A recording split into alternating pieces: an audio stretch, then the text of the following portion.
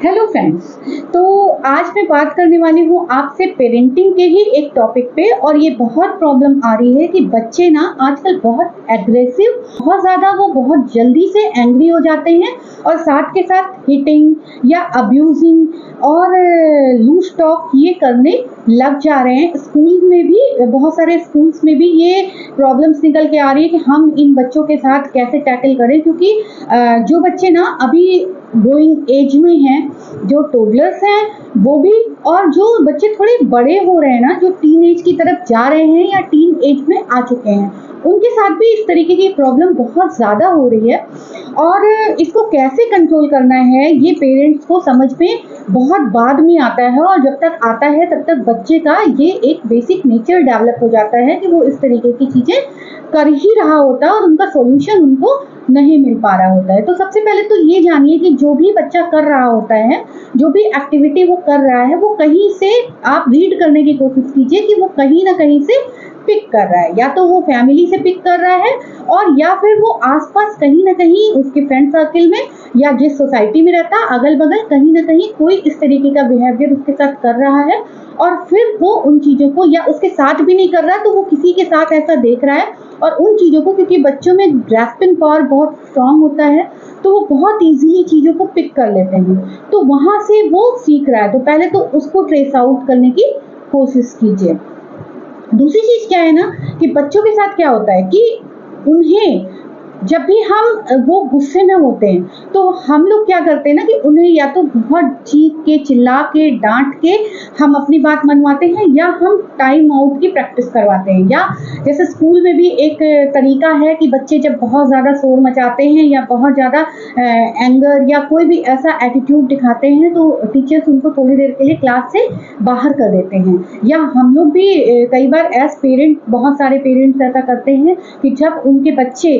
बहुत ज़्यादा परेशान करते हैं या कोई बात नहीं मान रहे होते हैं तो वो उनको थोड़ी देर के लिए किसी एक प्लेस पे बोलते हैं, तुम यहाँ पे स्टैंडिंग पोजीशन में रहोगे, या तुम यहीं पे रहोगे, या पर्टिकुलर कोई रूम है जहाँ पे बंद कर देते हैं। इस तरीके की चीज़ें करते हैं, मतलब अपने से दूर कर देते हैं। तो सबसे पहली चीज़ कि जब भी किसी बच्चे में बहुत ज़्यादा गुस्सा हो, जब वो बहुत ज़्यादा नेगेटिव इमोशन से गुजर रहा है और वो बहुत ज़्यादा गुस्से में है, वो भले ही चीज़ों को तोड़ रहा है, फोड़ रहा है, या कहीं से उसने सीख लिया है तो गाली गलौज कर रहा है, उस टाइम पे अगर हम बच्चे को पनिश करेंगे, टाइम आउट करेंगे कि नहीं तुम वहां जाओ, वहां पे स्टैंडिंग पोजीशन, तो तुम्हें इस पोजीशन में, तुम्हें इस कंडीशन में तुम्हें तो पनिशमेंट मिलेगी,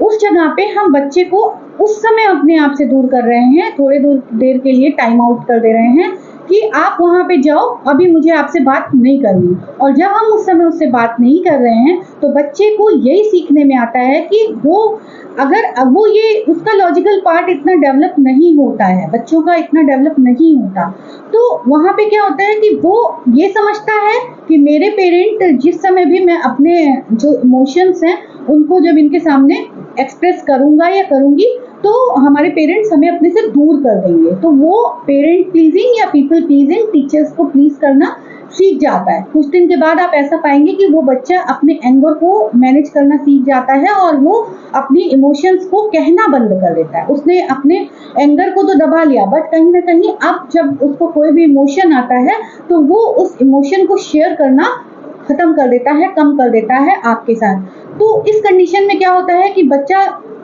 सेल्फ सेंटर्ड हो जाता है, बच्चा एंजाइटी में होता है लेकिन आपको पता नहीं चलता, डिस्ट्रेस होता है, और बहुत सारी चीज़ें वो इस तरीके की अपने दिमाग में डेवलप कर लेता है जो आगे चल के वो उसको बैलेंस्ड अडल्ट नहीं बनाएगा, और फर्दर उसकी लाइफ में कहीं ना कहीं इन चीज़ों के नेगेटिव इफेक्ट्स देखने को मिलेंगे। वो एक बैलेंस्ड और नॉर्मल अडल्ट बन के नहीं उभरेगा। तब हम कहते हैं कि हमने अपनी पेरेंटिंग में क्या कमी कर दी, हमने तो सारी ही चीज़ें इसको प्रोवाइड करी थी। तो पहली चीज़ तो आप ये जान लें कि जब भी बच्चा एंगर से गुजर रहा है, किसी नेगेटिव इमोशन से गुजर रहा है और बहुत परेशान है, तो आप उसको टाइम आउट मत करें। टाइम आउट की प्रैक्टिस, भले ही आपने बहुत जगह पढ़ा होगा कि टाइम आउट बहुत बड़े बड़े इंस्टीट्यूशन और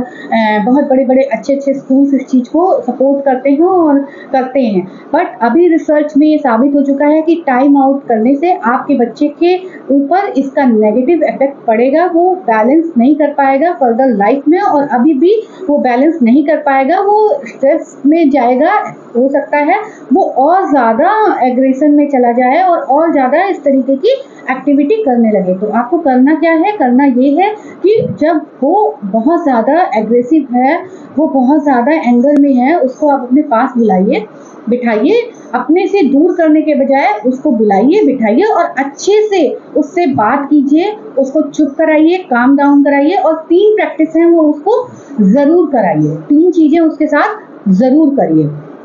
तो पहली चीज तो ये है कि अपने रूम में या कहीं पे भी एक रेनबो बना के रखिए, जो कि इस पोजीशन में 3 सारे कलर्स जाते हैं, तो उनको बोलिए कि 3-4 बार वो ऐसे ऐसे उस रेनबो को ट्रेस करें। तो वो जब ट्रेस करना शुरू करते हैं ना ऐसे, तो उनका माइंड जो होता है वो कॉन्सेंट्रेट करना शुरू करता है, और जब वो कॉन्सेंट्रेट करना शुरू करते हैं तब आप उनसे पूछिए, जब वो कर ले इस प्रैक्टिस को, तब आप उनसे पूछिए कि प्रॉब्लम क्या थी, तुम इतने गुस्से में क्यों आ गए थे, और फिर आप वहाँ पे समझाइए कि गुस्साना तुम्हारा कहाँ पे जेन्युइन नहीं था और क्यों इस तरीके से नहीं करना चाहिए। दूसरी एक प्रैक्टिस ये है कि जब बच्चा आपका बहुत ज़्यादा एंगर में है, उस समय खुद बुलाइए उसको अपने पास, हक कीजिए, उसे प्यार कीजिए, जिस तरीके से भी उसे अच्छा लगता है सपोर्ट कीजिए, और उसे बताइए कि आप उसके साथ हैं, और फिर उसे डीप ब्रीदिंग की प्रैक्टिस कराइए। उसको ब्रीद इन ब्रीद आउट कराइए, उसे बोलिए कि वो तेज सांस ले और फिर तेज सांस, और फिर सांस को छोड़े। तो ऐसा जब वो करेगा ना, कई बार करेगा, तो उसे ऐसा महसूस होगा कि हाँ अब वो काम डाउन है। ये कहने के बजाय कि काम डाउन हो जाओ, चिल्लाओ मत, गुस्साओ मत, ये जो आप कह के इंस्ट्रक्शन देते हैं, उससे बेटर है कि आप उसको काम डाउन करने के लिए ब्रीदिंग प्रैक्टिस उसको करवाइए। उसको ज़्यादा से ज़्यादा लंबी लंबी सांसें लेने को बोलिए, उसको ज़्यादा से ज़्यादा बोलिए कि वो आपसे अपनी बात को किस भी तरीके से कहे, और जब वो अपनी बातों को कह लेता है तब आप वहाँ पे फिर से समझाइए कि देखो इस जगह पे तुमने ये चीज़ों को किया था, वो सही नहीं है, और अब आगे से इन चीज़ों को मत करना। तो आप जब इस तरीके से बच्चे के साथ प्रैक्टिस करवाएंगे तो बच्चा धीरे धीरे धीरे करके प्रॉब्लम को सॉल्व करना खुद से सीखेगा, और अब उसके जो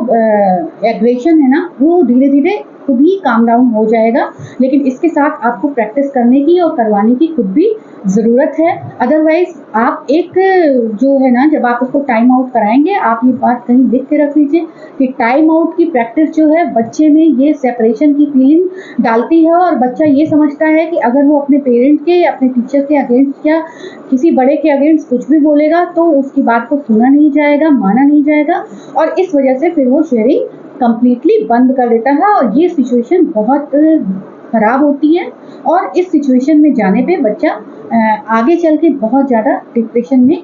जा सकता है। फील गुड रहें, सभी को फील गुड कराएं, और इन छोटी छोटी बातों का ध्यान देके एक अच्छे पेरेंट्स बने। Thank you.